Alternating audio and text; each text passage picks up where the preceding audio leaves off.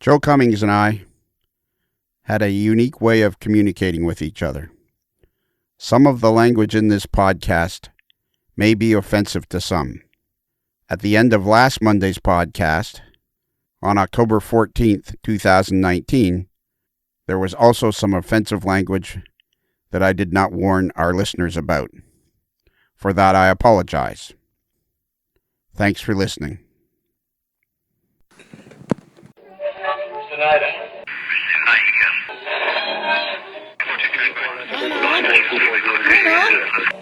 Milo, is that you?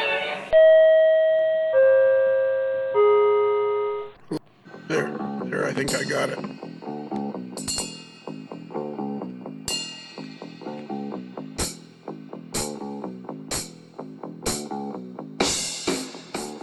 Okay, I've hit the button. We started the show. Everybody turned the camera off, even though we're all in the same studio. Try to behave tonight. But try not to talk over top of each other because we have a room full of people here.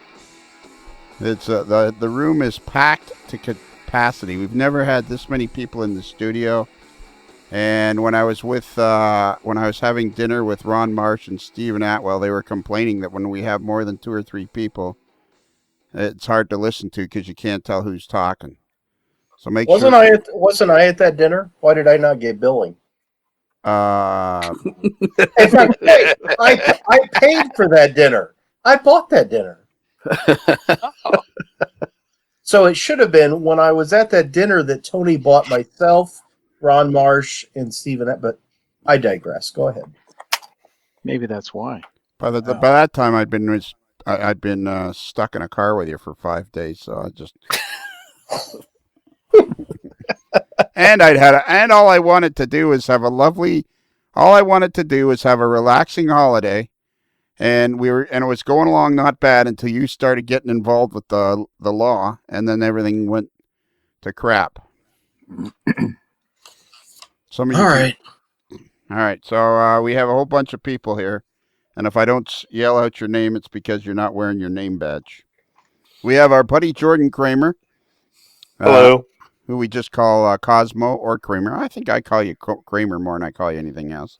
All the way from Cincinnati, home of the Cincinnati Reds, the Cincinnati Bengals.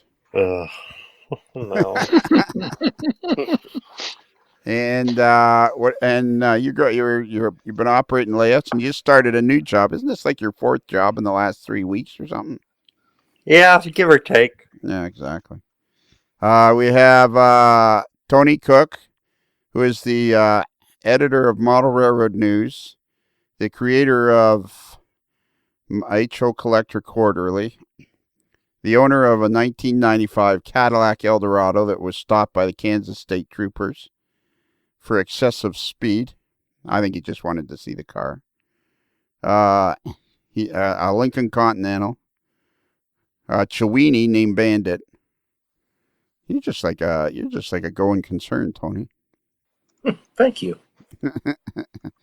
We have Ralph Renzetti, Ralphie boy, who has his a weatherer extraordinaire. Ralph is an artist extraordinaire.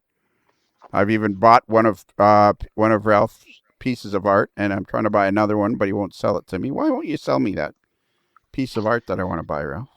Because I can't find it. You can't find it. So you can't charge me as much as the last one because you don't think that much of it. Well, I didn't put it away. Jane did. Jane can't find it. Jane, the lovely Jane. Well, and Ralph is from Toronto. Tony's from Plattsburgh, Mississippi, Missouri. Because I went through Mississippi. 20 states in 13 days and almost 10,000 kilometers. Then we have our buddy David Start, all the way from somewhere in New Jersey. Fayetteville. Lafayette. I was so close. I was going to say Fayetteville. I think there's a Fayetteville in every state, just like there's a Springfield in every state. Lafayette, New Jersey. And David is the membership director of the Erie-Lackawanna Historical Society. Evening, everyone. Wow, how come we didn't know that beforehand? I never knew that. That's news. You guys don't listen to the show. Hmm. That's a good point. He's also part of the Start Brothers. Yeah, he's one half of the Start Brothers, who are our featured guests this year at Tom Stock. That's who's not here is Tom. Tom, Wow. our buddy Tom. So there's a show? Did I miss something? No? Sorry. Carry on. Yeah. So, anyways, David Start and his brother Bill are the featured guests at Tom Stock 2020 on June 27th. Lots of people ask when that is. June 27th. And they're going to do a meet and greet for 45 minutes because we don't think they're quite as popular. Even two of them together, we don't think it's quite as popular as Peter Borchards. But do you think they're going to be as goes without snarky? saying. Do you think they're going to show up as snarky and like prima donna-ish as Peter did? I mean, he really kind of set the tone for a little bit. He just I can't blame those. All the damn paparazzi's got him in an off move. I heard a rumor he's coming back. Those paparazzi had nothing to do with it. They were perfectly fine. That stalker, though, the one that got his chest signed. Yeah, somebody got their chest signed. Speaking of people that get their chest signed, the next person we have to introduce is our very own Mike the Spoon Ostertag, who is a locomotive engineer for the Canadian National Railroad. He lives in Green Bay, Wisconsin, home of the frozen thunder of Lambeau Field, and does his work in Oconomowoc, and has had his chest signed by the one and only Peter Borchards. Hi, Manitowoc. Manitowoc, okay. Yeah, Oconomowoc's the other way, is west, isn't it? Yeah, that's a little west. Yeah. And he still hasn't had a shower because he didn't want to wipe it off. No, I haven't. And then we have another railroader, Adam Pinellas, who's the conductor on the Amtrak, the California Zephyr. The first half of the week, he goes east to Colorado Junction. And the second half of the week, he goes west to Winnemucca, Nevada. And Gentlemen. Yeah, Adam is a great supporter of the show. He's always welcoming guests. However, when Tony and I were just 5 hours west of Salt Lake City, and we said, "Hey, we'll be there in 5 hours." He's like, "I'm busy. I'm combing my hair." And then, and then Chris Brimley is also things to do. Yeah, and Chris Brimley's is also in Provo, Utah, or in the same area. He wouldn't cancel his anniversary celebration with his wife. Wow. Yeah, I know. That was crazy.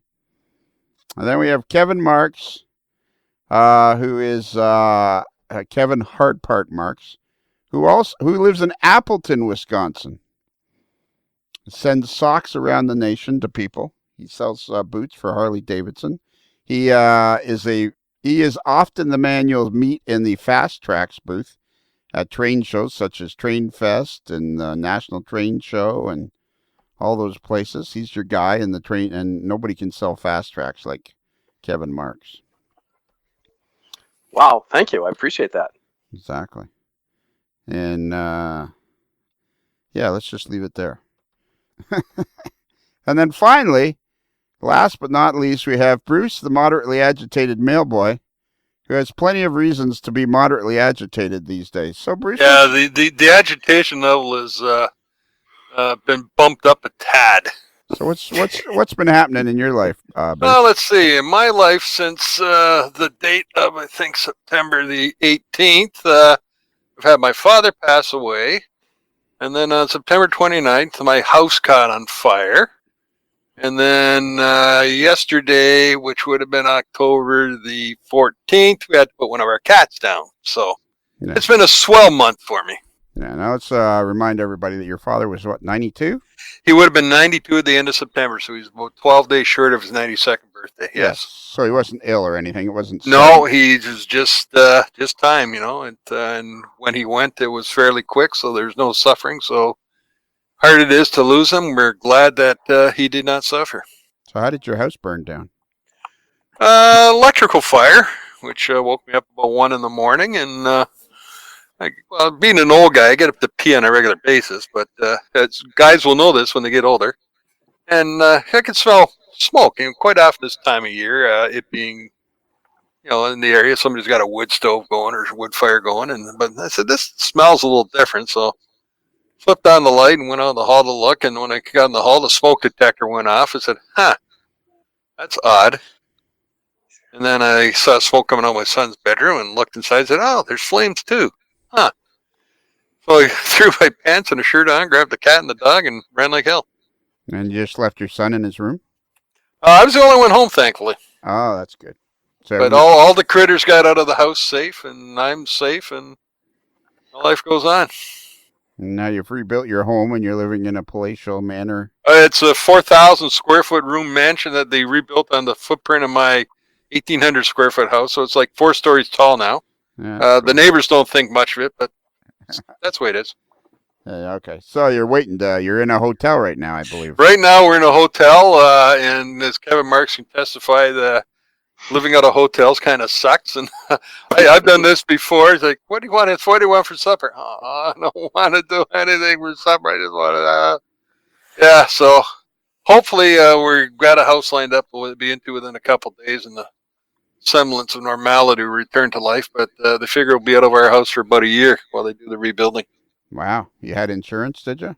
Yes, sir. And I must say, the insurance company I've been dealing with, they've been absolutely marvelous about it. They've been super fantastic, looking after myself and Gene and what needs we have, and they've been great.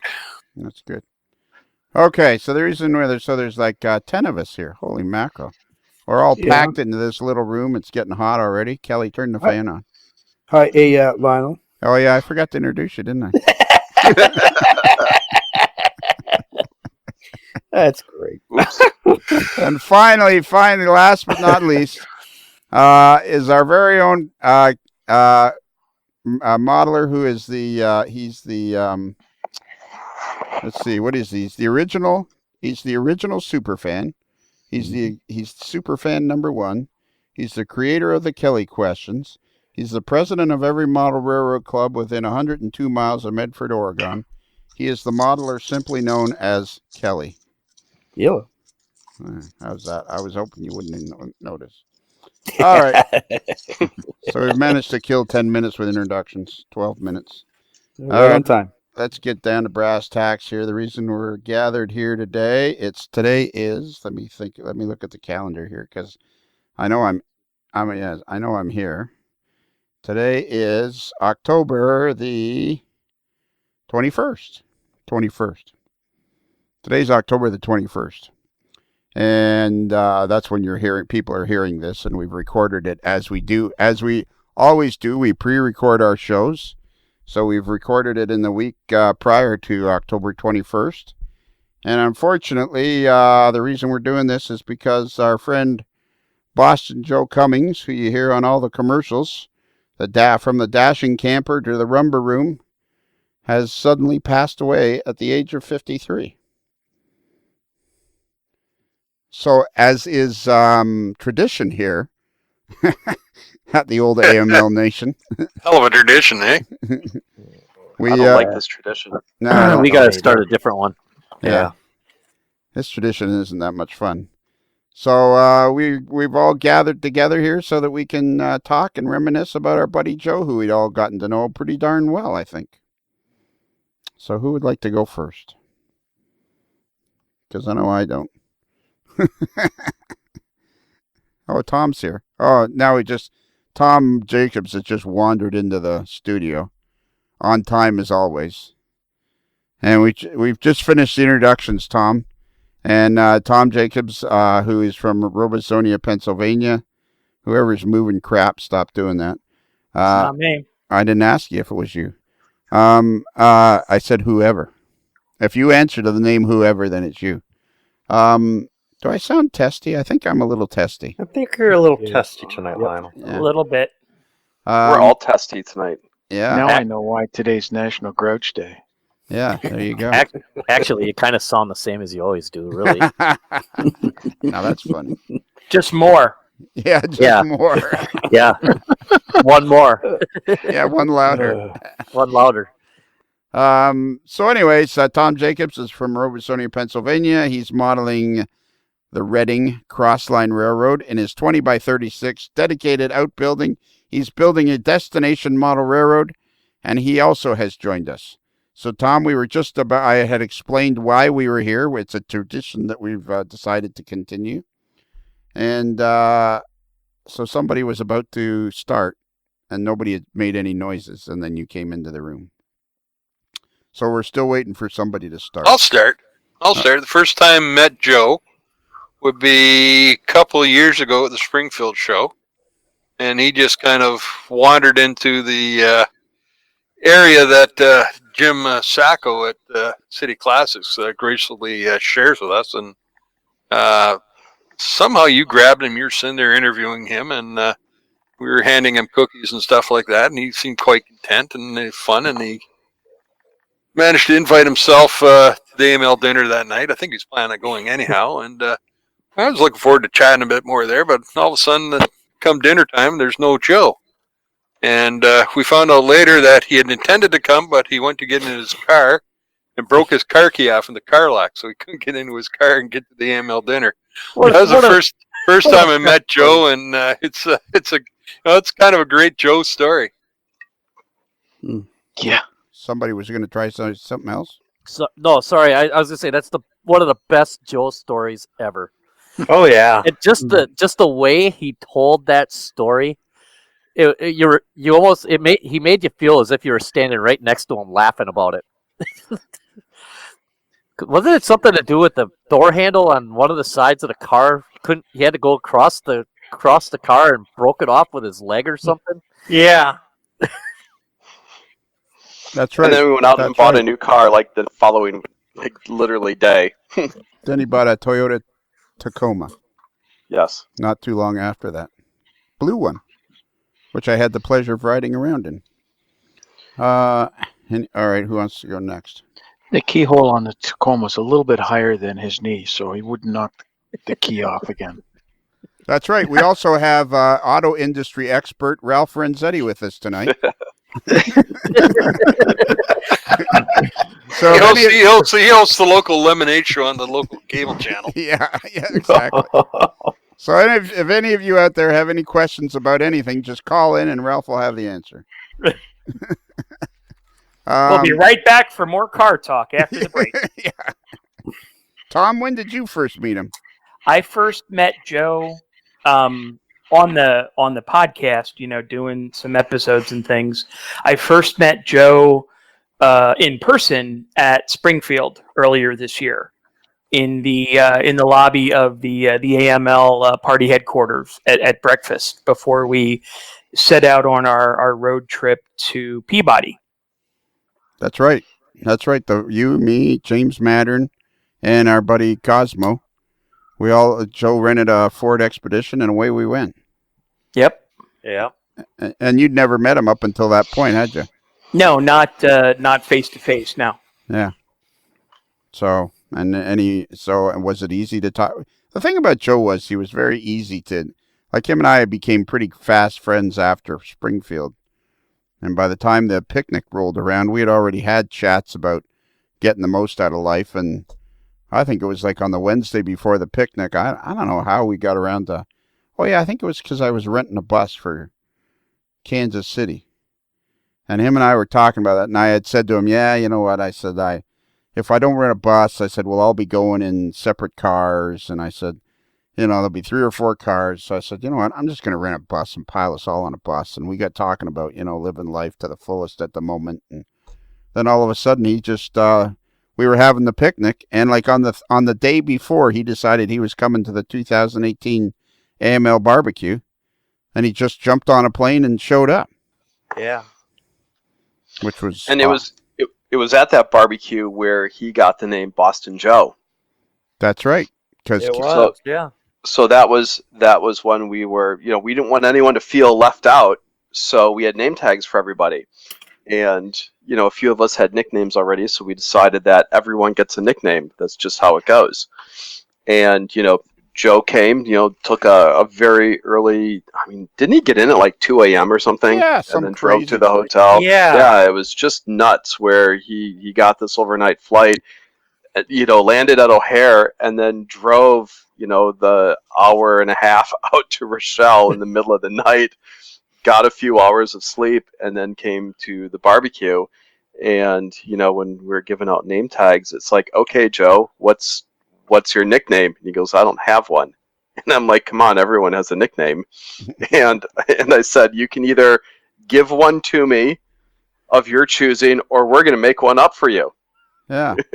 And I think I blurted out Boston Joe, maybe. Boston Joe. And it's like, okay, until we can figure out something else, you'll be known as Boston Joe. It's like you Mirandized him. If you do not have a nickname, one will be provided for you. I did the same thing this past year at the barbecue with Tracy Driscoll Boyd, where I said, come on, Tracy, you have to have a nickname. And she goes, I don't have a nickname. I said, you're either going to give me a nickname or we're going to call you Fly Girl. And she goes, well, Fly Girl it is. Yeah. That was the 2018 picnic was where I first met Joe. Well, and wasn't that your first one too, Kramer? It was. And you did the same thing as Joe. You just, who was I talking to about this? I think I was talking to Kevin about this. You came and you made yourself present at the barbecue and got involved with the group. And it was Kelly I was talking to about this. And about how, and I said, that's what this group is. That's what Joe embodied, was that he just came and joined in. Like the only rule we have really of the AML Nation is don't be an asshole. Yeah. It's a pretty short list of rules. And if you can live within those parameters, we're happy to have you. Nobody here's abided by that rule yet, though. Yeah. Rules are meant to be broken. Yeah, exactly.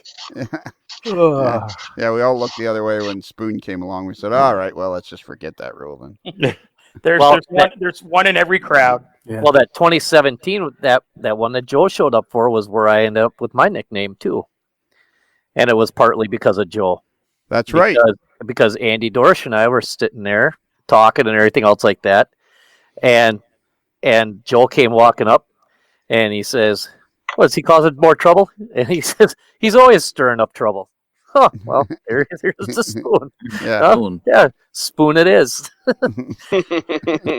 Thanks, Joel. So wait a minute, just so I'm clear on the timing. So this year's picnic was the third one, right? Yeah, right. He just said the wrong year. He meant 2018. I said the wrong year. 2018. Yeah. Okay. 2018. Yeah. Is that the way it's going to be a Tom Stock? You're going to be walking around checking everybody's facts? Yeah, fact check. No, I just was trying to keep my head straight. That's all. Okay. All right. Radar. All right. Write this down. So, Tom, you have about 8 months to come up with your nickname, or we're going to give one to you. I have one. I'm 0013. Oh, that's right. Yeah. God, what am I thinking? I'm sorry. If you've ever listened to the show. Maybe I shouldn't have had those 2 beers before we sat down and started this. It's a little late now, isn't it? Oh yeah. Ladies and gentlemen, we have a new introduction on the podcast tonight, all the way from Appleton, Wisconsin. Say hello to Kevin Marks. Long time caller, first time listener. Yeah.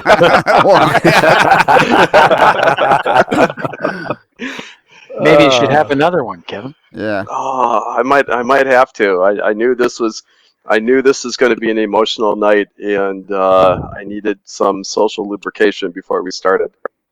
I even got Joe to take photos for me. Listen, now we got to do better here because there's a lot of people that are listening to us all over the world. So we all got to dig in and try to come up with, not try to come up with. We got to make sure we verbalize the memories that we do have. I will start. I have a really one that Tom, you were with us when Lionel went with Chris Adams and the Mustang down to visit Kelly Zhang's club's layout. And halfway down there, Joe goes, "I hope this is the right Mustang. Otherwise, this guy's going to think we're a government official." Yeah, that's right. Because we were tailing that guy for a good 20 minutes, half an hour. Chris wanted to show me how the car ran, and then he gave it, and then Joe kept right up all the time. Joe, that's the thing about. That's why I'm so annoyed. Is because Joe was incredibly easy to be around. Oh yeah. Like, I tried a lot to make him mad, and it was basically impossible. I mean, he was incredibly easy to be around. I am really annoyed about this whole thing. Well, and I said this I think I said this the other night, but I didn't really get to have a whole lot of in-person interaction with Joe, other than that weekend at Springfield, which was awesome, but certainly was on the podcast with him quite a bit, doing viewer mail and vacation posts and everything. And he gave as good as he got. He had one of the quickest and sharpest wits of anybody that I've known in recent memory, whether it was his voice impressions or just he could just he could fire it right back, and it was all in good fun. And I think that's that's what I'll miss the most is just that constant witty banter, knowing that you could tell him the horse he rode in on, and he'd come right back at you with something, and it was all in good fun. Nobody got their nose out of joint or anything like that. It was all just us being us. Yeah, he was very level-headed, I guess is what. I don't know what it is. I don't know what it was about it. I mean, I found him to be extremely. I found when I wrote up on my Facebook page, it was like he made it easy to be relaxed around him, and he did his share. I mean, like when we did the Springfield trip last year, he went out and got a Ford Expedition, and nothing would do, but he got it, and he wouldn't take any money for gas. He just wanted to make sure everybody had fun that day. And it was super easy to be with him because he knew the area, and he just never really got it. I like I said, I even tried, and I couldn't get him mad. Right. He was Teflon. Nothing you threw at him stuck. It would just slide off, and he would fire it right back at you. Yeah. Yeah, I mean, I don't know. This sucks. Big time. Yep. Like I said before, this has got a long ways to go coming up to being sucky. This sucks would be an improvement. Yeah, that's true. Yeah. All right, somebody else. Yeah, it kind of hit me hard today when a few of us were conversing online, and I just kept waiting. It just seemed like we were posting. I can't even talk. I'm sorry, guys. We were doing our witty banter online, and I just felt like Joe was going to jump in any second and say some snarky comment like he always does, but it never happened. How can you have witty banter without Joe? Yeah, exactly. Yeah. And I'm like, come on, Joe, I'm waiting for you. Come on, say something. And it wasn't there, and it just kind of hit me with a brick this afternoon, which is kind of why I'm a little discombobulated now, where we're in a situation where he was always there and now he's not. Yeah, I mean, this feels like that. I just keep waiting for him to get put into the room. I really do. It just feels really weird. To personify personally the way Joe was for me, go no further than this last AML picnic this last summer.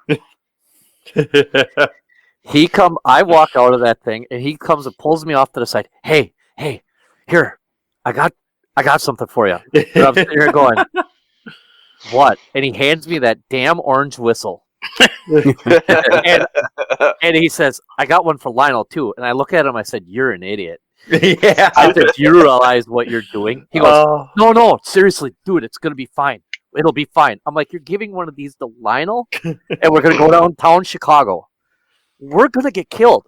No, we'll be fine. We'll be fine. And I'm like, not 5 seconds later, he turns, he taps me on the shoulder. Yeah, you were right. Big mistake. Well, I didn't understand what the point of giving me a whistle was if I wasn't going to use it. and then the one person that needed the whistle was Joe.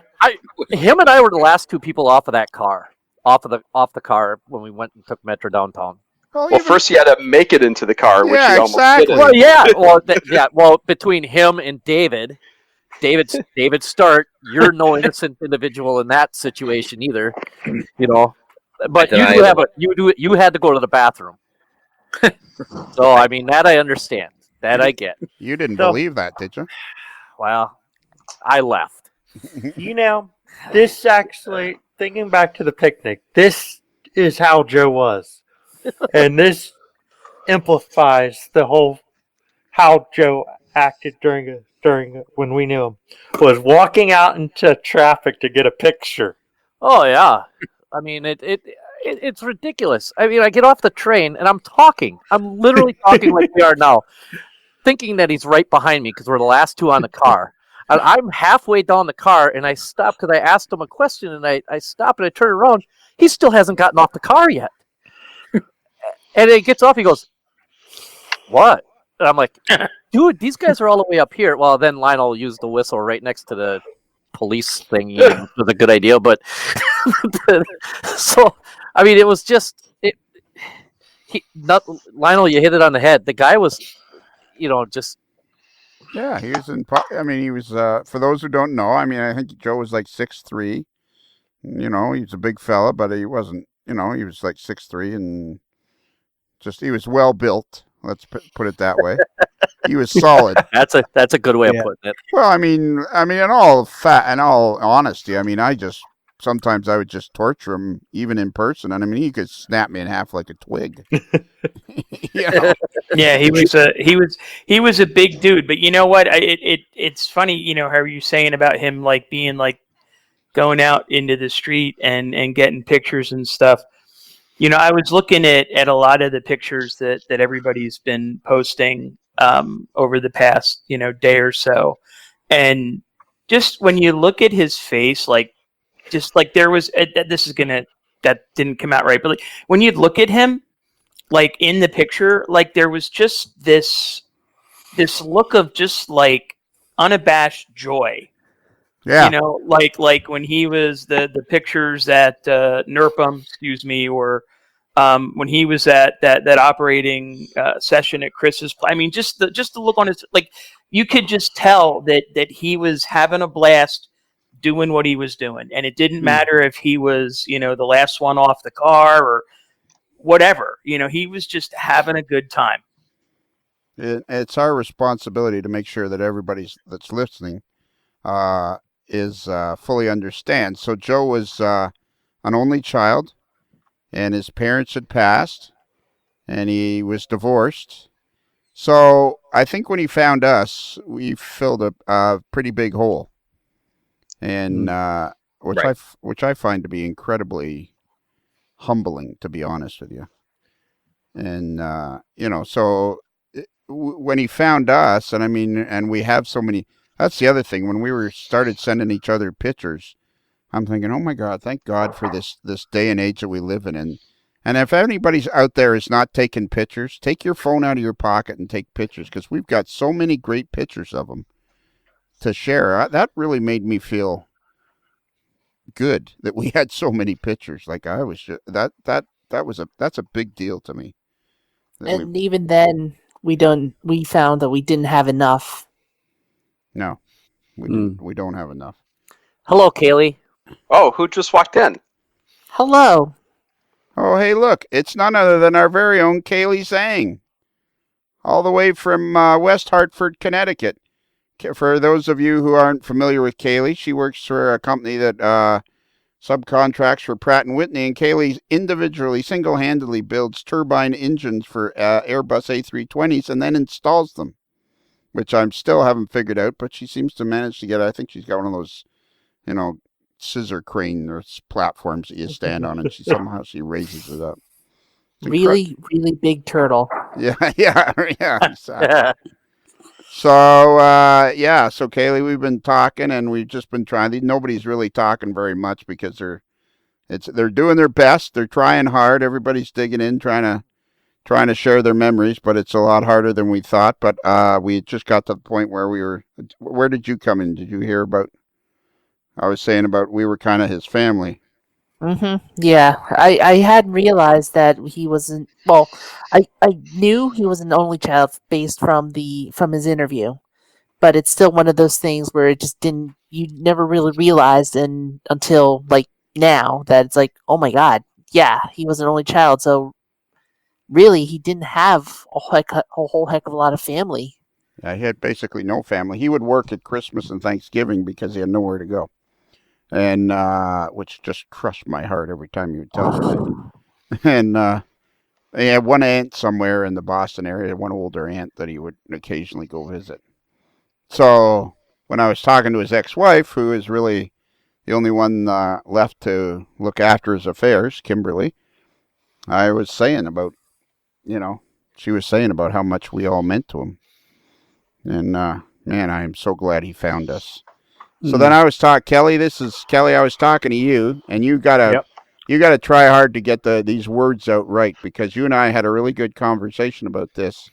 When I finished yelling at some of these other guys, I picked up the phone and I started yelling at you. And we had a really good conversation about how so many people have found us. And this is a community that we've all built together that is really important to people. And Joe was a perfect example of that. Yeah. It's like a family. Yeah. I mean, it's hard. I'm trying to remember anything that would stand out when I first met Joe, and right now I'm going through a bunch of pictures from Kansas City, and my first thought, he's like, if anybody remembers the cartoon with Baby Huey, but it's not like he's he was very smart, but he was just this lovable guy that sort of like it's sort of like a lion with a cub bat in the back of his head, but he just turned around and looked at you and just this happy face. Some of these pictures that I'm seeing right now they're just amazing, because he's always got this big smile, and it's like he had his hand in the cookie jar. Yeah, there's a picture of him at Kansas City in the City Classics booth, where he just has this grin on his face, where he's just loving life and enjoying every moment of it. And, it's one of those things that you couldn't rehearse. If you said, Joe, smile at the camera, you wouldn't have gotten that look on his face. Yeah, like there's one, I'm looking at a picture where we're all in the Metra car together, and Kevin, you took the picture, and Joe's right behind you, and all you can see is his eyes. But I mean, he always had this happy face. Yep, and that distinctive grin too. Yeah. That is just no one can replicate but Joe. Yeah. He had a presence when he walked into a room, and when he walked, he had kind of a cross between his own swagger and a stupor. You really weren't sure. So he walked in like John Wayne. Yeah. Yeah. Well, but that's not bad. It just he had a way about his movement, and sometimes it was more of a stupor than a swagger, and it would just sort of evolve as he was moving. Yeah. Well, and he was very easy to be. Kaylee, you had some great pictures when you were at you guys were at NERPM, I guess. It was NERPM. Yeah, you guys took a couple of great pictures out in one night because you sent them to me, because I was giving him the gears about something. Right. And it's one of those things too. And it's one of the things too that I'm kind of glad that I took the photos, because I know Joe also took a lot of photos with his phone. Yeah. And I know he has so much more with all of us, and that unfortunately we just don't have access to them anymore. So we missed out on. I don't want to say we missed out on an opportunity, but in lack of a better word, that's all I can say is that they're gone. They're with Joe. I mean, I'm looking at a picture here from the dinner we had in Kansas City, and Morgan Pavia's laughing, and he's sitting beside Shane, and Joe's letting out a huge laughter. You know what? I'm gonna show this one to you guys. Let's see if I can do this while I'm doing this. Wow, wouldn't that be impressive? Okay, while you're doing that, I got to jump in and tell you, I never had the opportunity to meet him face to face. My contact was on the internet, and we hit it off the first time. That was after you guys came back from Amherst show, because he was doing a model of a Corsair, and doing models is like right up my alley. So we hit it off. Hold on. This is a family show. What are we talking about? I know it. Are you talking plastic models? Like building Yeah. plastic? Oh, Yeah, okay. yeah. Okay. I thought when you said doing models.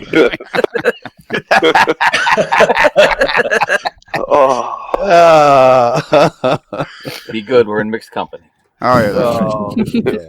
Anyway, that was my contact with Joe, and we hit it off. Well, we communicated offline as well. But I never had the opportunity to meet him face to face. But yeah, got a chance to talk with him. That's the new cool thing about this new world we live in. So can you guys see that picture I put up? Yeah. Yep. Big smile. That reminds me of Joe so much. Oh yeah. Oh, this one is a good one too. Here's a good photo of. And this one is got Joe and Stuart in it. Oh wow, yeah. Yeah. Yep. That's nice. That was at that op session we did on Tuesday night, I think. In Kansas City, yeah. Kansas City. And Joe, there's a picture of Joe looking down the yard, and it's like, it's not a question of what am I doing here. It's like, what's going on? He's like a lost puppy. I know. Right.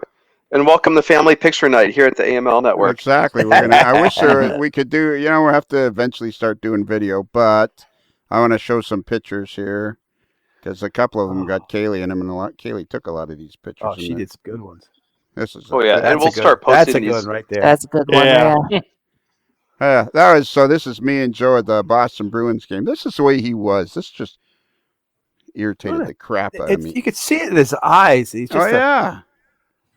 So, anyways, it was my 65th birthday, and for several reasons, blah blah blah, doesn't matter why, I wasn't having the most fun that week. My son was looking after me, and I got talking to Joe, and I said, "Geez, Leafs are going to be playing Boston in the playoff games on Thursday night." I said, I could even jump on a plane, was it Saturday night?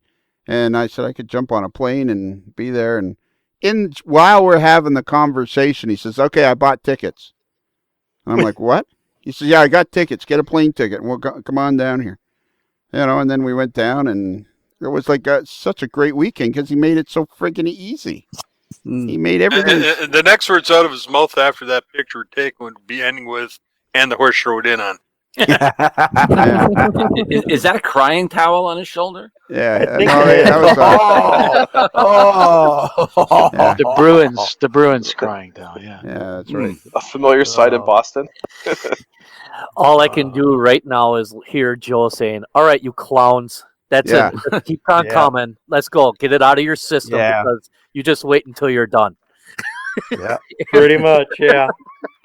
So here's a great picture that Kaylee you took with David Start and you and Joe, and you're all wearing you're all doing your zanger. Got the dimes on the end of your nose.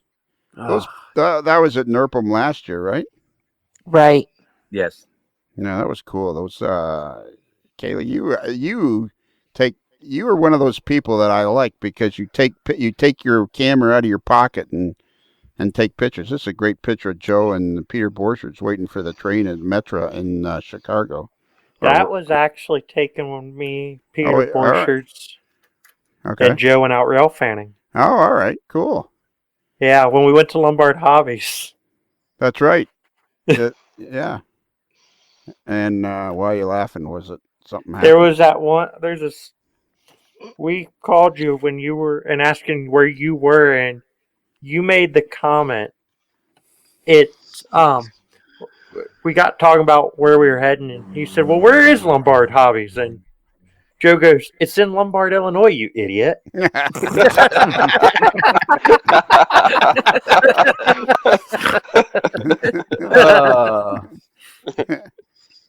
This is a great picture you That's took, a Kayla. good one. Yeah. Yeah. This is at Chris Adams' Always layout. had that smile. More of a smirk. Yes. More of I've done something, but you I remember I used to always tease him because he looked so much like Shane the Yeah. Young Gun. Yeah. And we're at Robert Frischella's layout. And he's always got that. He's just so easy to be around. This really sucks. It does. It really. And I know this is rude for the people that are listening, but this is a good way to keep the conversation going. Otherwise, it's going to stall. So this is a picture that Kaylee took at NERPM, and Joe was winning all the N scale stuff. Right, and we also found why he was lost in the hobby because he was eating them all like sushi. Yeah, exactly. Kaylee, you're excellent at taking pictures. There's a good one. Yeah. That's a good one. That's a great one. And it's a picture of Joe and Kaylee. Yeah. It's a picture of Joe and Kaylee at Chris Adams' layout. Smile. That happy smile. Well, and he was terrified of operations. That was the other thing we gave him, was that when he came to us, the first time he ever did operations was at the road show in Kansas City. Yep.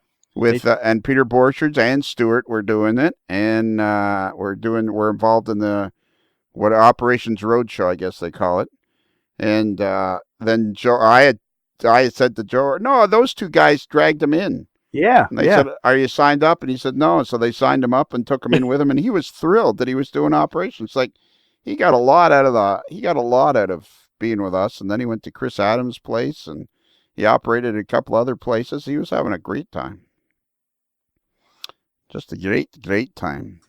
Right, and then also too, then after when he went to NERPM, it was really his first time attending a convention. Like he was a national, but he really didn't sit down through the convention because you were doing everything else. So he was really excited to be part of it, but then also really excited to come back to do it again. Yeah. Like he was really excited to come back and do it again.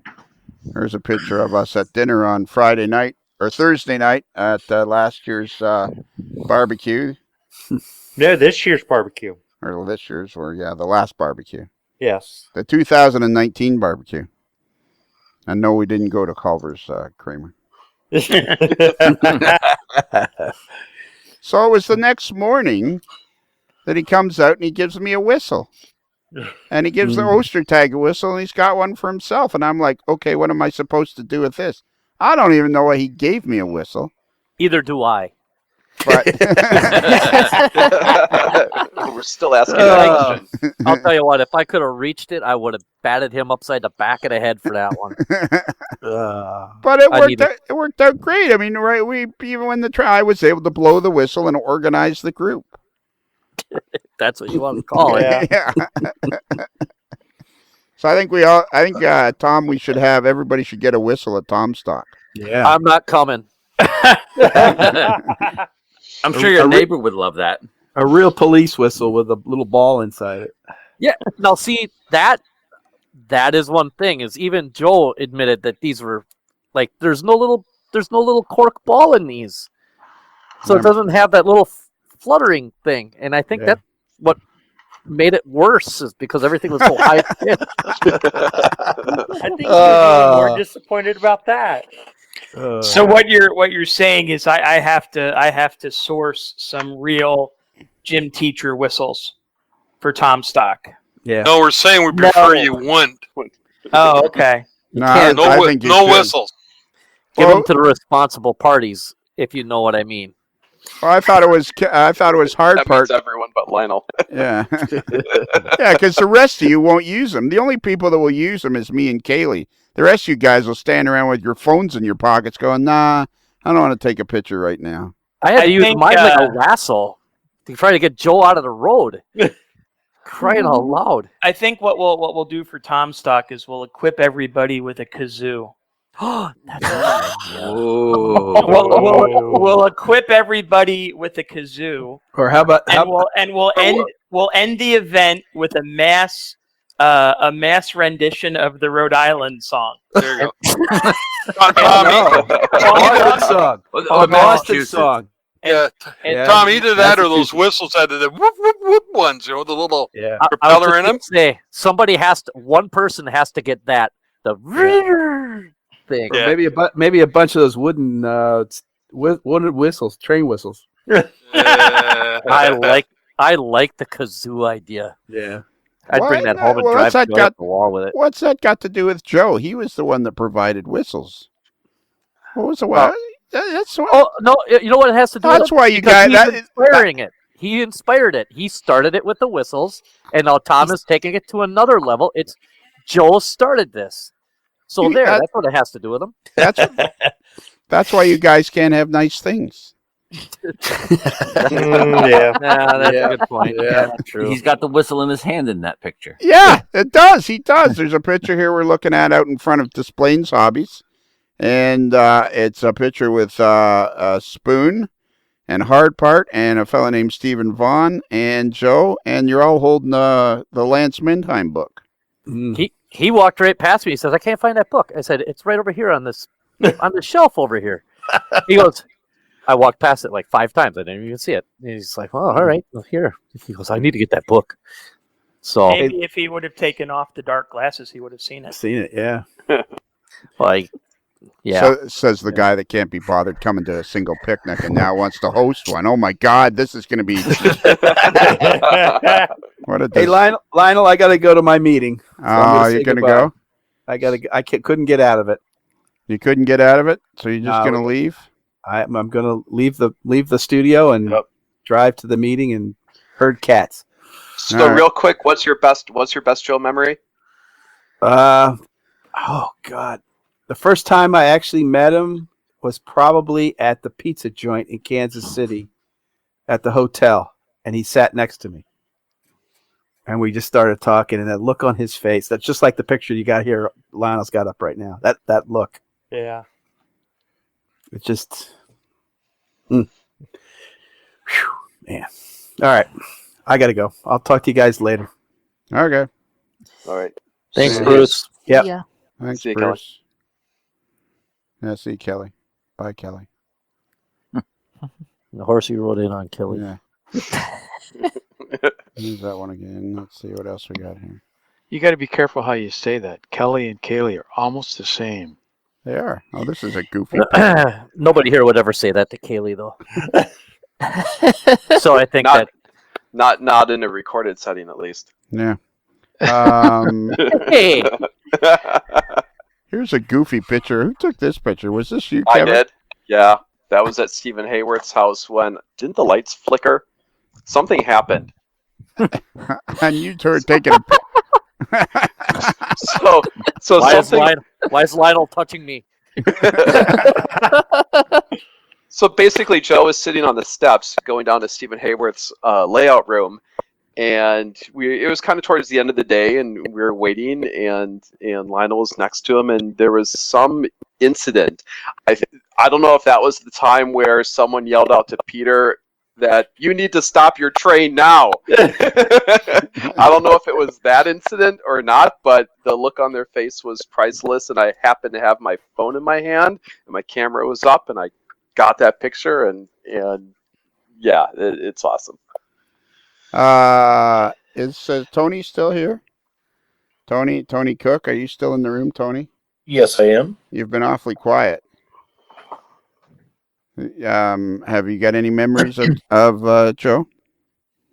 I think the one thing we talked the other day that always comes back to me, and it wasn't any, like big memory of things, but just we were in Kansas City, or you guys were for the National Train Show, and we'd come up to my house, and I think we were getting ready to go to lunch or something, and I'd only had Bandit, my little dog, for a couple of months, and he darted right out the back door, and it was like, oh no, and I panicked because I ended up chasing him down the street forever, And I just yelled, I'm like, Joe, grab that dog.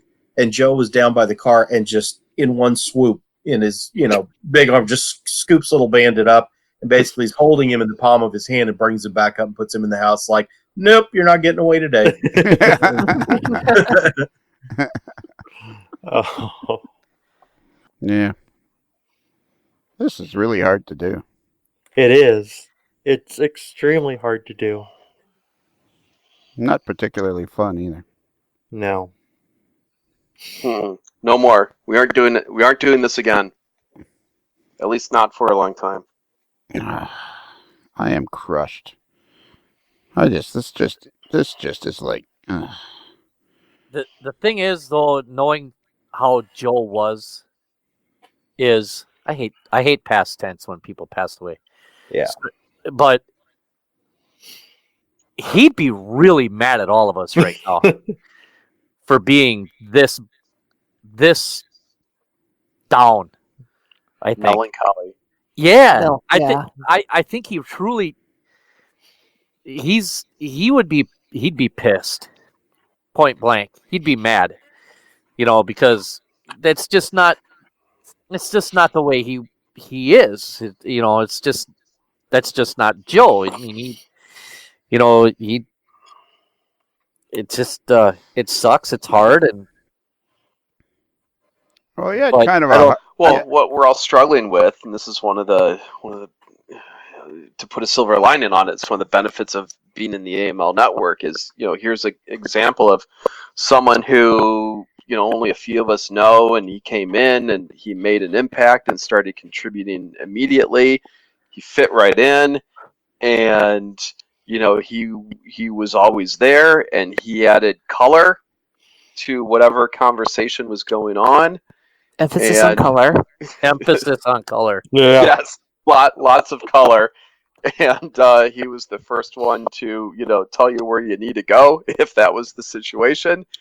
And it was just the way he was. But it just shows that someone in such a small period of time, we're talking, 2.5 to 3 years, came in and made a significant impact on our lives. And that's what we're struggling with right now, is it was such an impact. And now that, we're all together in the studio again, and it feels like he's going to jump in at any minute, and he's not. And he's not going to do that in the future, nor at Comstock or Springfield or ever again. So, we have to do this to keep his memory alive and know that he affected all of our lives. You sure did do that, I'll tell you. Oh, yeah. Yep. You sure affected mine. And I think you hit the nail on the head there, Kevin, with adding color, because for how do I put this? So for a while, AML is the AML, but the way his interaction with all of us, with certain questions, with some of the viewer mail, the viewer posts, it adds a whole new dimension and just a whole new, a different experience that enriched the AML, I think. And best way you put it was just adding color. Yeah. Like, I was struggling to kind of come up with the words, and even after you said it there, Kevin, I was still struggling.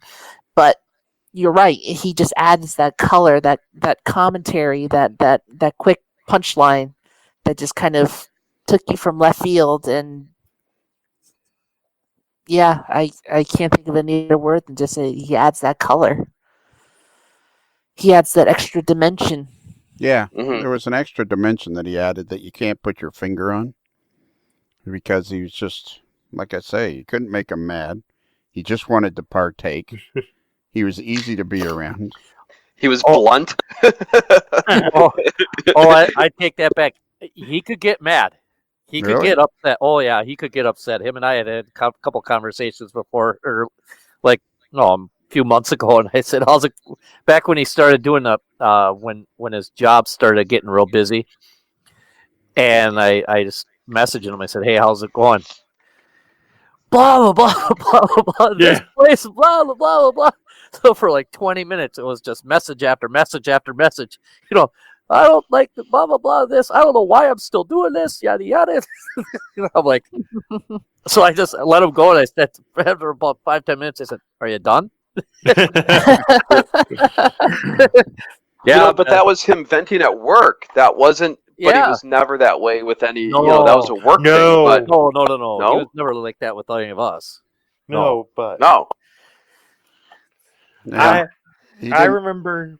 Go ahead. I'm sorry, Kramer. Sorry to cut everybody else. I remember a similar time when we were talking, like you, Spoon, and he basically the same exact thing, and I asked him. I said, "So, is everything going all right at work?" He goes, "Yeah, everything's totally fine. Otherwise." Yeah, that's what irritates me is he said he was going to be busy in September and October, and I knew, and he didn't really care for he didn't like his job that much because it was pretty stressful, and he was very good at it. He was in computer programming. He worked for SolidWorks, and something to do with the department that controlled who had access to the program. And I mean, it was the job was hard for him, but they paid him really well, and then they had a stretch there where he could work at home for a while, but then that went away. And yeah, man, this just absolutely blows.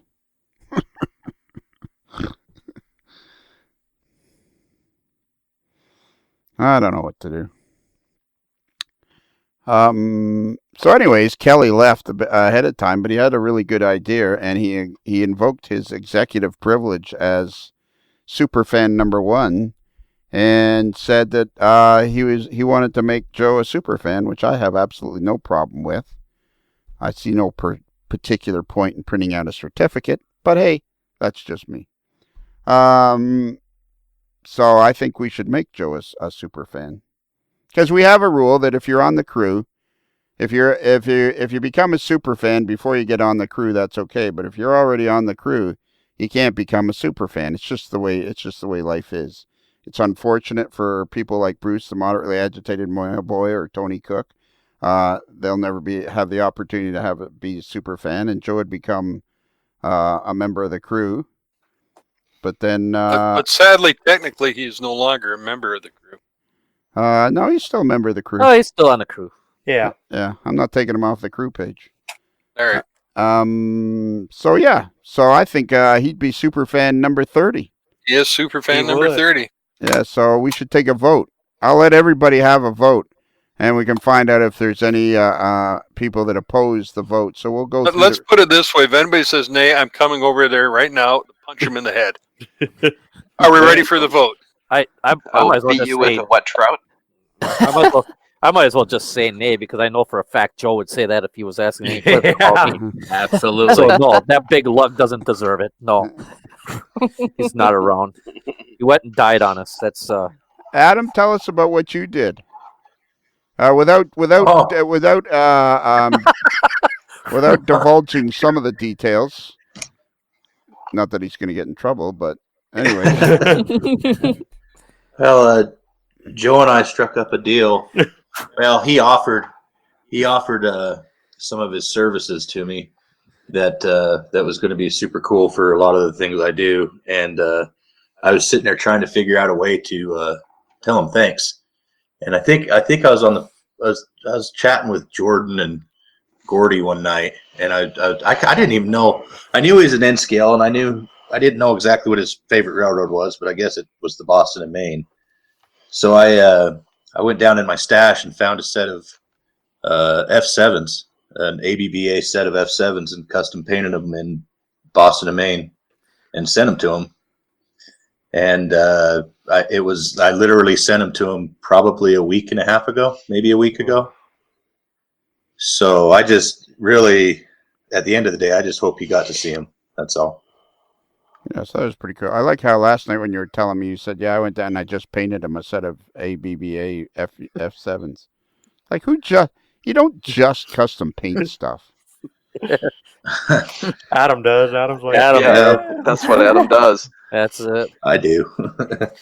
I whooped them up some, I'll tell you but what, they were Adam, pretty. Adam, Joe, and I have one of the best moments in AML history ever. That's my favorite moment. Oh my God! And see, this is folks. This is what I have to put up with. This is I what know, I I have know. to do. It's like herding cats. We're an hour and 6 minutes into it, and now these two clowns go, "Yeah, that's my favorite AML moment ever." Hello, McFly. Took you that long to come up with it, huh? I actually, I mean, I obviously got to know Joe just online. I never had the opportunity to meet him in person. I really kicked myself for not actually just jetting out there in Chicago earlier this year. But life is life, and I can't really regret it too much. But because it is what it is. But I definitely had a lot of cool moments online with Joe, and I remember right when I first met him, right when I first started hanging out online with y'all. It was. I had a beard kind of like I do now, and Joe knew me. He saw me, and I remember when I shaved it off, and he was who the hell is that guy? and I looked at him. I'm like, are you kidding me? And I was like, oh yeah, I guess I just changed my entire appearance. So I guess, and he has never really honestly met me, so I guess. But I for some reason I just his look on his face on the screen and. Who the hell are you? It just cracked me up. That and like I said, our other favorite moment. I've still. Do we have to describe I've still got that, Lionel? Or can we just? Do we have to go into detail on what happened? So no, wait a minute. No, what? you don't. It's a memorial show for Joe, and you don't need to tell any great memories. Okay, never mind. Carry on. It was. I can. You go ahead. You go ahead and start. No, I'll let you tell him. But I just know that was the hardest I have ever heard Joe laugh ever. Like it was incredible how hard that man could laugh. If it's what I think it is, Okay. I know how hard it is. Well, folks, that's all the time we have tonight, folks. Sorry. Adam was in which one of the two places were you? I was in Junction. In Junction. He was, yeah. And we were doing, a bunch of us were online, and we were doing the What's Neat this week with Ken Patterson, and Patterson had the big screen up and had all of our photos up there. And as many of you may or may not know, Adam from time to time enjoys a cocktail or so of the. I like beer. He likes beer. So he's I'm a quantity over quality guy. He's got this mini picture of beer, and I'm sitting there laughing, and Joe and I are laughing, and we're kind of mini that picture. was not a mini no picture. mini picture. That was a mini Is picture. that not a different mini picture? What are you? Was talking? that a regular? Is that a regular full picture? That's a full 32, actually. All right. Yeah. All right. Well, you're doing a great job. It's mini. Hey. Mini. This is what Stephen Atwell doesn't like when we're all talking at the same time. But unfortunately, Stephen, when Spoon's telling his story, there's many corrections. It's like being in a sailboat with Spoon. You keep blowing off course. Mini picture. I can't even picture. I can't even imagine an image of Adam holding a mini picture. It'd be like holding a pint glass, probably. Yeah. So No, that would just be a cup. So he was drinking the pitcher of beer, and he had messaged me and Joe for some reason. It said, "I don't know what to do. I got to go to the bathroom." And I sent back a text. You got a pitcher right there, but it's almost full. And I said, "Drink up." So he does, and I said, "Well, just use the pitcher, dude." And Joe's like, "Yeah, come on, just use the pitcher." So we're doing this while Patterson's taunted talking. me. Yeah, so Patterson's talking to everybody else, and we're doing all this in between Ken Patterson talking to us. And so the next thing is Adam holds up the pitcher and puts it off to the side. Yeah. And I said, "I throw the BS flag on that. there's no way that is what came out of your body. And he just looks, and Adam got this glazed over look on his face as if to say, oh, crap. Like he was like busted. So the next thing you know, all of a sudden you see him grab the pitcher, and he's sitting straight up. And sitting straight up with a stone glaze. He's trying not to laugh. Joe's about ready to pee his pants. I ended up having to, I'm losing it. The next thing you know is he brings the pitcher up and shows it in front of the camera and sets it off to the side. I have to shut my mic and my camera off because I just fell right off of my stool. Joe is about ready to over backwards on his chair, and here's Adam with this canary look on his face, sitting there like all satisfied, laughing, and I'm sitting here going, I can't believe we just did that on Ken Patterson's show. And then the wrath of the evil overlord came down a little. Yeah. And we got Papa Lionel. we got sent to the penalty box for a little while, but it was so worth it.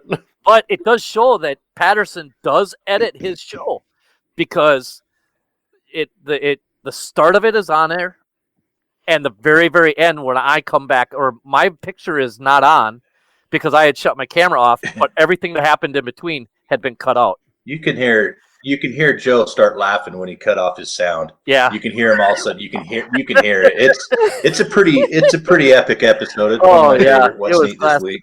And I was doing my best to fulfill my assignment, and because I had a specific assignment that night, and I was doing everything I possibly could to fulfill that, and Patterson would have nothing to do with it. So I tried my best, and it. I don't think I would say I failed, but I would say that had I succeeded, I don't think that would have been as great a moment as what it was. It was. Oh, by the way, folks, if you're ever in a hotel in Grand Junction that serves beer and there's a black ring on the bottom of the picture, I'd pass. I would pass on that. I told Adam to put a black Sharpie marker around the rim of the bottom of the pitcher, so that he knew which one it was that had happened in. Just in case he got it again, he knew to just give the beer back. Yeah, this one tastes a little weird. Yeah. Yeah. So, yeah. And if you didn't know what was going on, you'd wonder why that pitcher of beer was steaming. Oh, my God. Oh, my God. Yeah, I tell you what. I'd never seen Joe laugh so damn hard. Oh, my God. And, yeah, that was a good one.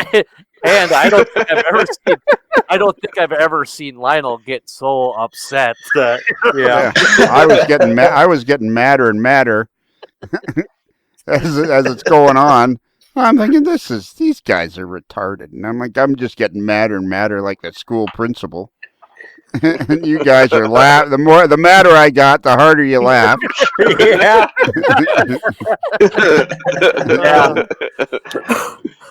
Yeah.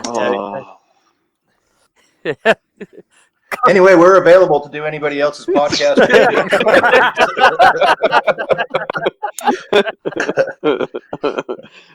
and that, folks, goes down in the great moments of AML history. Good Lord, that was fun. I'm gonna play one of his commercials right now. He did 6. Modeler's Life is sponsored by Because I Love Sushi, with 7 convenient locations in the greater Busted Knuckle area. Everyone knows that the best fish swim 200 miles inland. Man, I'm gonna miss. I was bugging him to do more because he was gonna do a whole thing and he was so good at it too. Yeah, he had told me he had 2 or 3 more done, or close to done. That he had to do something with the voiceover on a couple of them, or something. Well, I guess we're never going to hear him now. Wish we could get into that computer to see what all he had on there. That would be awesome. Well, that could be dangerous. Yeah. Could be, but it could be awesome too.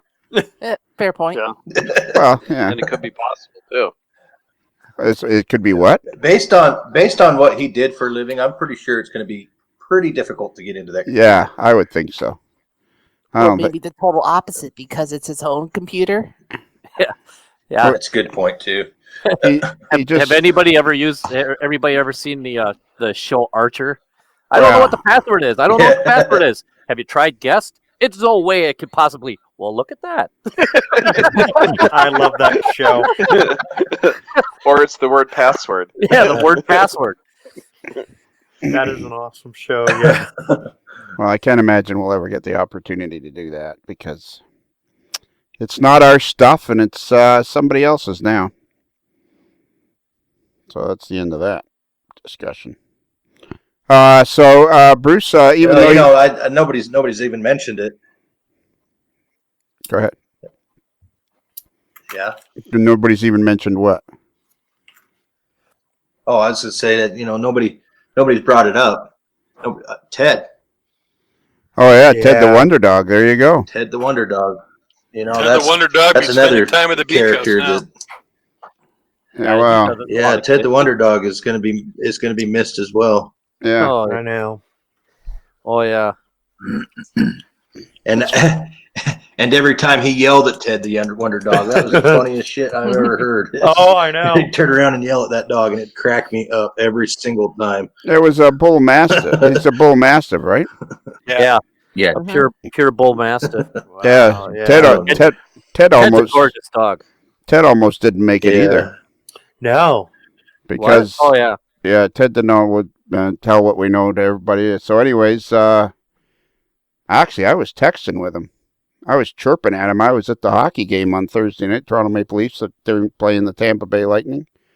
I guess so. That would have been Thursday, October the 10th. Anyways, Ted the Wonder Dog was with him for about 48 hours after he passed, or after he had his heart attack. And Ted was lucky that he survived because he was very very badly dehydrated. And it wasn't until his ex-wife went over to see why he wasn't answering any of her texts. That's when she found him. I didn't know Ted was married before. That's pretty good. I don't know, David. You're going to have to be on this. I'm very impressed, David. It took me a second. Yeah, that is very impressive. That's good. I know. That's gold, Jerry. That's gold. What a great teacher. Yeah. David Stark, the man who said 12 things on all the podcasts combined, came up with the best line of the night. Yeah, exactly. Bruce, the moderately agitated mail boy, do you have the piece of cold rail where you are now? Did you save that from the fire? It is in storage. Well, wait a minute. Hang on. There we go. Got it. All right. So how do we do this now? It'll be a lot easier as soon as he's not here to worry about moving around. So, we'll have to do it over a picture of him. Okay. Or bring out the cardboard cutout. I'll hold the picture still, or I'll try to. You don't have to worry about hitting him in the head. Well, no, I just need to worry about smacking Lionel in the head now, which even if he's it's very tempting. That might help. Okay, are we ready? Everybody hold still. Yep. Okay, up right shoulder, up over the head. Ooh, crying out loud! I told you to hold still. Okay, left shoulder. Are you? It's just a flesh wound. That's gonna leave a mark. Yeah, it's just a flesh wound. He's good. All right, we're done, and now it's the time we all. Yep, time for the fanfare. Time for the fanfare. Oh man, this time in particular, it's really tough. Right in the feels. Yeah, right in the feels. Congratulations, Jack Hall. Yeah. And the horse you rode in on. And the horse you rode in on. Yep. All right. Well, there's one other thing we were going to do, Lionel. What was that? Well, maybe. Are we now coming live from the Boston Joe studio? Not. Are we? I thought we were. I think that's you and Ralph making decisions again without me. Well, we're at the top of the Stuart L. Sterling building. That's not a bad idea.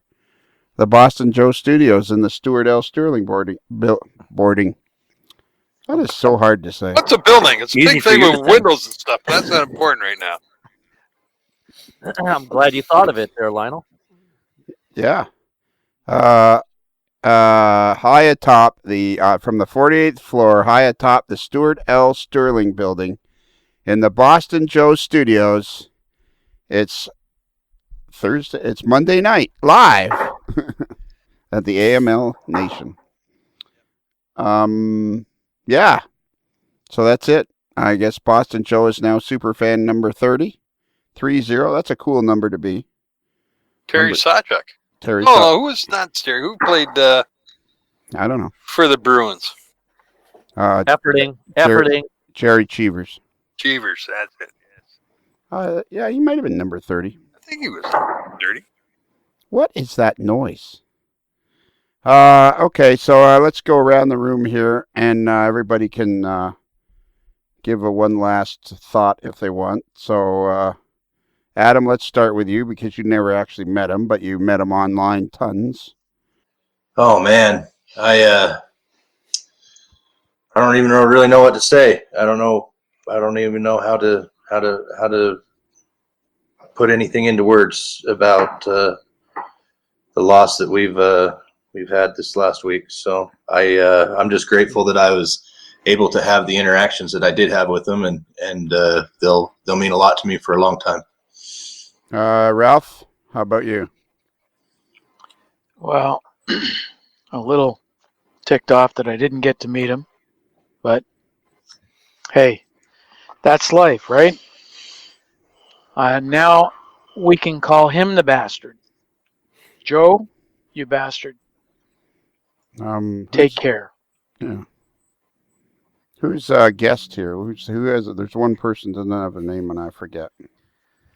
Oh, that's me. That probably. Yeah. Yeah, it probably is you because your name isn't up there. Oh. Yeah. Go ahead and tell us something. Thanks for being our friend, man. We're gonna miss you, big time. And bite me. Tony, are you still there? Yes, I'm still here. Can you hear me? I can hear you. Oh, okay. That's why your voice. That's why you have a microphone. I'm struggling with my internet a bit tonight. But I keeps walking out. Do you have any? Okay, good. You got final thoughts. Go. As you say, Joe was such an easy person to get to know, and was just. I mean, he's somebody, we've said this before at the picnics and other times we get together. When you meet some of the AML folks for the first time, it really hits you later that, oh yeah, I had never met that person before. And I guess I met Joe when he flew in for the 2017 barbecue at Rochelle. Was the first time I met him. And again, it was that same feeling instantly of, oh yeah, this is somebody that I've known and met, before. And it's like, no, it isn't, but he was just that easy to get to know.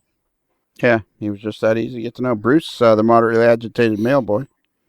Hello. Yeah. Do you have any final thoughts?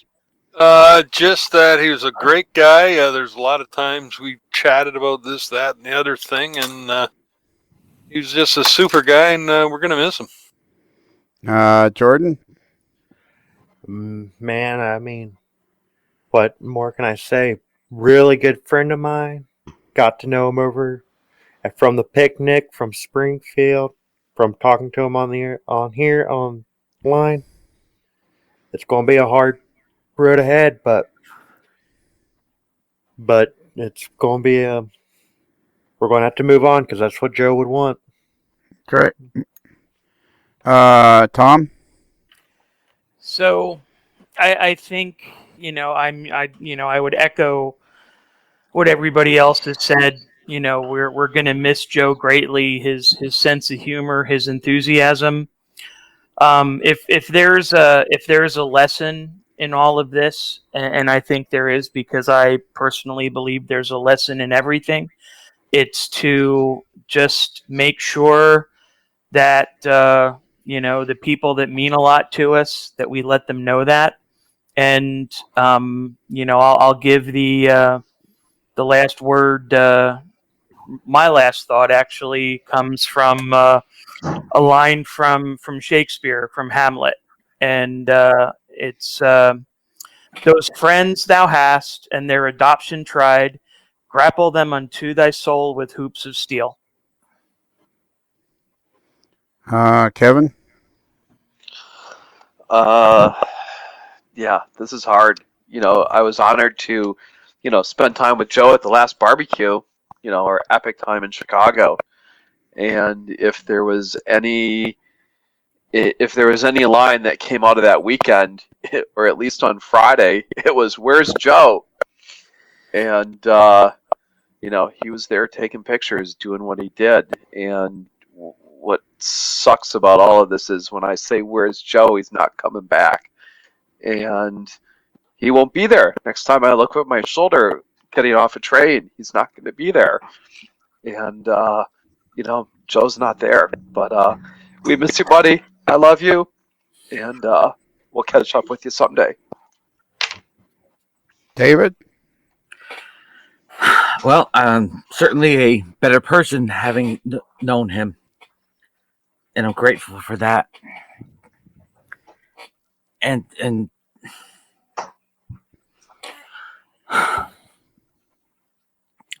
to conclude, I just want to quote him, and as he signed off many nights, and it was, "I'll see you in the funny papers." Kaylee, you got to spend a couple of pretty cool times with him operating and stuff. Yeah, I had the fortunate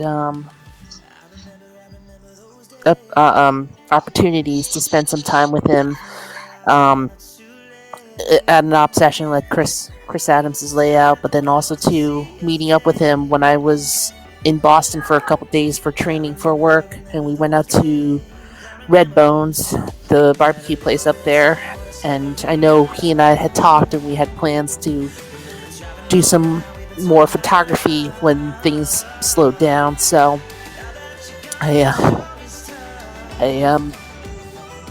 really honored, really glad that we had the time together, and I'm gonna miss you, buddy. And one last thing, and the horse you rode in on. I remember those days. Yeah. I remember those days. I remember those days.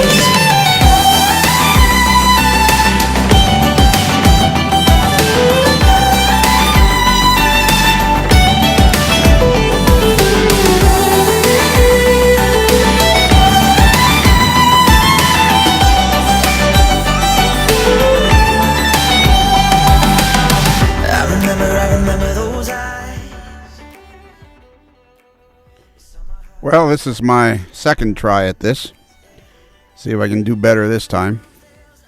It's really hard to explain my feelings at this point. It's been only a few days since I found out Joe's gone. He found me because of the podcast. Never in my wildest dreams could I have imagined that it would change my life so much. It has improved my life beyond anything I could have ever imagined. All the people that I've met, I'm so humbled by this experience. It's just, the real kicker is what's made it so, what's the right word here? Astonishing. Is that two people that have gone out of their way to become part of my life are now just gone. I wasn't going to go in this direction, but maybe it'd be the best way to describe how I feel. Probably the person that had some of the biggest impact on my outlook dealing with stage 4 cancer was my friend John Garner, who we'd been friends for 30 plus years, and his positivity had helped carry me through the early days. Unfortunately, John succumbed of depression in February of 2017. However, in July of 2017, Stuart Sterling flew all the way from Alaska simply because he wanted to be part of the first AML barbecue. I first met Joe at the Amherst Model Railway Show in Springfield, Massachusetts in January of 2018. And we made, the kind of connection you make with somebody the first time you meet them. Joe was prolific at posting posting in visitor posts on the Modeler's Life Facebook page. So we talked a lot about him on those shows. We started to connect, and then he flew from Boston to the picnic, which, okay, on the surface doesn't sound like much, but it was the same deal. He decided like 2 days before the picnic that he was coming, and he flew from Boston to Chicago and then went back to Chicago or Boston on Saturday night or Sunday morning with a super early flight. And then a few weeks after that, Stuart and Chris Atkins and I rented the AML party house, which Joe was, I would say he was the fourth guy in. We had 8 spectacular days there. Joe was an integral part of our group. There was 8 or 10 or 12 of us. Joe was always ready to help. He was always ready there. He was always there with a ride. We all had a great time. Spectacular time. 3 weeks later, Stuart leaves us. Massive heart attack. I remember thinking to myself, this is incredible. This guy that was driving through the night in Alaska, from Anchorage, Alaska towards Fairbanks, Alaska, in his UPS truck, was listening to the podcast, and we were keeping him entertained as he did his job. We were all crushed. Crushed. My friendship with Joe continued to grow. We did Springfield again in the spring of 2019. Him and I went to a hockey game in Boston. He bought tickets for my birthday, my 65th birthday, when I was struggling with that. We visited Bob Frischella. I slept on his cement bed. We had a great time. The friendship grew even more, and he became a bigger and bigger integral part of my life. Came to the barbecue this year. Same old Joe. Just wanted to have fun. Wanted everybody around him to have fun. Him and I were talking. We were making plans for Springfield this year. Mike Ostertag had already made plans that he was going to fly in, and Joe was going to pick him up at the airport and get him out to Springfield. And he connected with so many people from the podcast. Joe was an only child. His parents had since passed. He was divorced. He had no siblings. And we had become a big part of his life. Can you hear that?